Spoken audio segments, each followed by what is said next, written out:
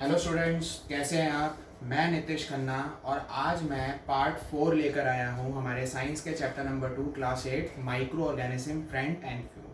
और आज का जो मेरा टॉपिक होगा वो है नाइट्रोजन फिक्सेशन।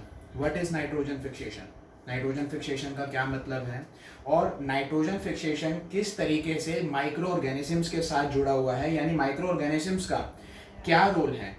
तो मैं सारा टॉपिक आपको समझाना शुरू करता हूँ। सबसे पहले, जैसे कि आप सबको पता है कि हमारा जो हवा है it's a mixture of gases. वो हवा बहुत सारी गैसेस का मिक्सचर है और इस हवा में 78% नाइट्रोजन गैस पाई जाती है।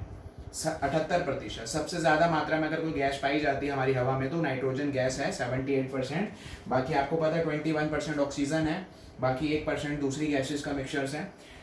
नाइट्रोजन गैस कोई भी लिविंग ऑर्गेनिजम्स डायरेक्टली अपनी बॉडी में नहीं ले सकता, क्योंकि ये इतनी ऊपर लेयर में पाई जाती है कि किसी के लिए भी ये संभव ही नहीं है कि वो इसको डायरेक्टली ले पाए। लेकिन कई ऐसी वजहें होती हैं, कई ऐसे तरीके हैं जिसके द्वारा नाइट्रोजन गैस ज़मीन में आ जाती है। जैसे कि बिजली का कड़कना, बिजली कड़कने की वजह से बहुत ज़्यादा मात्रा में नाइट्रोजन गैस ज़मीन के अंदर आती है। अब जब ये ज़मीन के अंदर आती है तो कुछ खास तरह के बैक्टीरिया होते हैं। उसमें एक बैक्टीरिया का नाम मैंने लिया है राइजोबियम।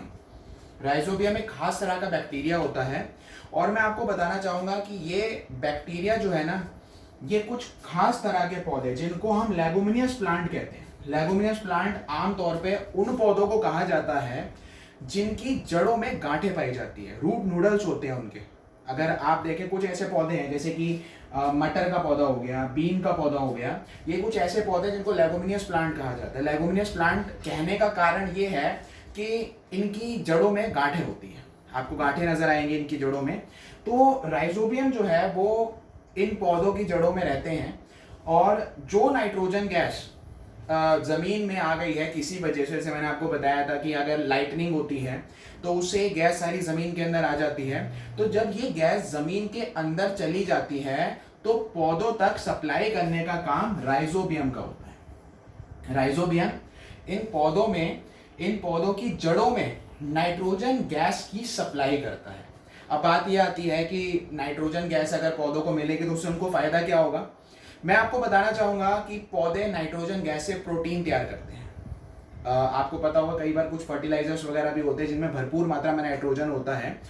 वो एक आर्टिफिशियल मेथड होता है जो किसान द्वारा फर्टिलाइजर वो अपने खेत में डाल रहा है और उससे वो नाइट्रोजन पौधे को मिल रही है। ये होता है नेचुरल तरीके से नाइट्रोजन पौधे को कैसे मिलेगी। तो राइजोबियम जो है वो पौधों की जड़ों में नाइट्रोजन की सप्लाई करता है और उस नाइट्रोजन से पौधे प्रोटीन बनाते हैं।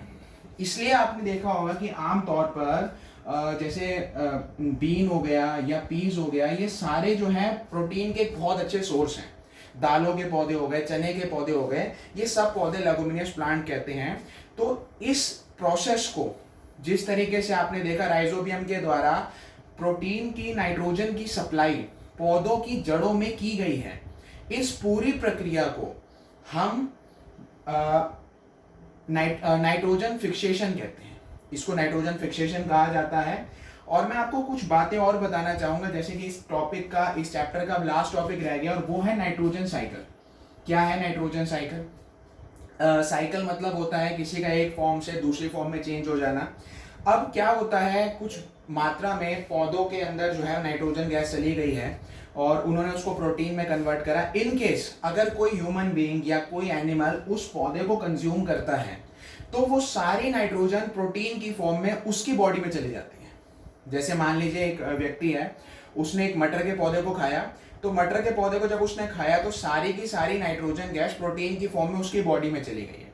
अब जब उसकी बॉडी कभी मतलब खत्म होगी, वो व्यक्ति मर जाएगा तो, या कोई एनिमल मर जाएगा तो उसकी बॉडी डिकम्पोज होगी। जब उसकी बॉडी डिकम्पोज होती है तो वो सारा नाइट्रोजन दोबारा से एक बार जमीन के अंदर आ जाता है और दोबारा से वही एक साइकिल बन जाता है कि राइजोबियम ने दोबारा से कुछ पौधों के अंदर, पौधों की जड़ों में नाइट्रोजन की सप्लाई करी। नाइट्रोजन का सप्लाई हुआ, पौधों ने उससे प्रोटीन बनाया, वो प्रोटीन पौधे को किसी दूसरे एनिमल ने कंज्यूम करा, उस एनिमल की बॉडी के अंदर वो प्रोटीन चला गया, नाइट्रोजन चला गया प्रोटीन की फॉर्म में। और फाइनली जब उस एनिमल की बॉडी डिकम्पोज हो जाती है, वो मर जाता है और उसकी बॉडी डिकम्पोज हो जाती है, तो दोबारा से वो नाइट्रोजन जमीन के अंदर आ जाता है।